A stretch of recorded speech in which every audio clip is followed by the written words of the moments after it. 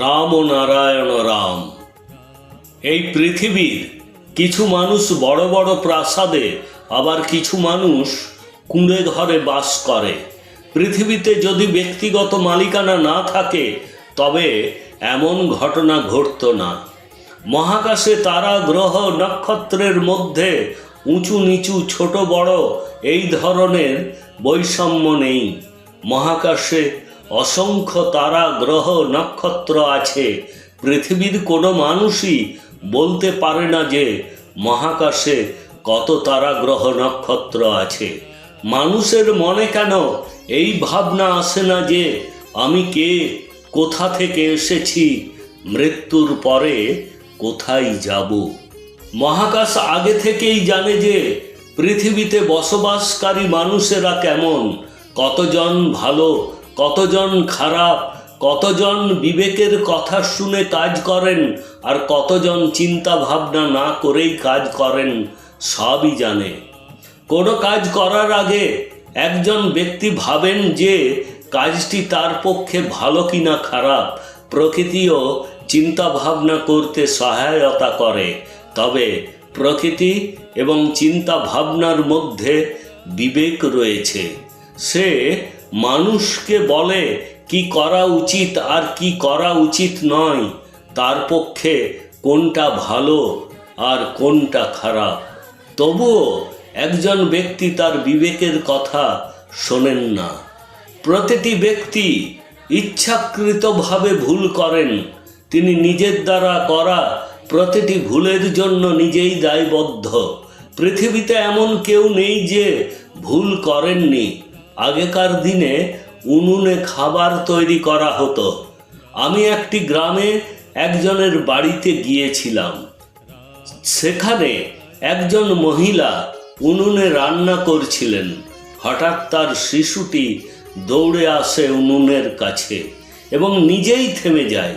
তার মা কিন্তু তাকে থামতে বলেননি, তবুও শিশুটি থেমে গেল, কারণ শিশুটির বিবেক তাকে থামতে বলেছিল। বিবেক জানে যদি সে আরো এগিয়ে যায় তবে সে আগুনে পুড়ে যাবে। পৃথিবীতে চোর ডাকাতেরা বিবেকের বিরুদ্ধে কাজ করে। অনেক ব্যক্তি ভাবেন যে যদি তার বাবা ধনী হন তবে তিনিও ধনী, তবে তিনি জানেন না যে এই সমস্ত কিছু একদিন থাকবে না। এর আগে অনেক রাজা ছিলেন, তারা সব চলে গেছেন। মুঘল রাজারাও চলে গেছেন। ব্রিটিশ শাসন ছিল, তাও চলে গেল। এর আগে ভারতে কংগ্রেস সরকার ছিল, এখন ভারতে বিজেপি সরকার রয়েছে। তারা একটি ভালো কাজ করছে। পুরো বিশ্ব মোদি মোদি করছে। মানুষ জেনে বুঝে ভুল করেন, কারণ সারা বিশ্বের ব্যবস্থা বা সিস্টেম সব ভুলে ভরা। এই সিস্টেমই মানুষকে চোর বানিয়েছে, একজন মানুষকে খারাপ হতে বাধ্য করে। যদি ব্যক্তিগত মালিকানা পৃথিবী থেকে দূর করা হয় তবে পৃথিবীর কল্যাণই কল্যাণ হবে। ঈশ্বর বহু আগেই প্রকৃতি, বায়ু, জল সমস্ত কিছু তৈরি করে রেখেছেন, যাতে কোনো ব্যক্তি যখন পৃথিবীতে আসবেন তখন তার যেন কোনো ধরনের সমস্যা না হয়। ঈশ্বর যখন এত বুদ্ধিমান, এত বোঝেন, তখন একজন ব্যক্তি কেন বোঝেন না? কেন তিনি ভাবেন না যে প্রকৃতিই আমাদের অতীত, বর্তমান এবং ভবিষ্যৎ? এ সম্পর্কে কেন ভাবেন না?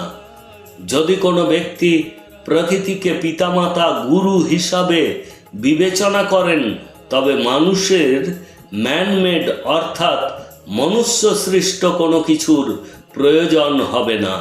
অতএব প্রকৃতিকে বেঁচে থাকার জন্য ভিত্তি করুন। এছাড়াও অবিচ্ছিন্নভাবে রাম নারায়ণ রাম জপ করুন। জীবন ধন্য হয়ে উঠবে।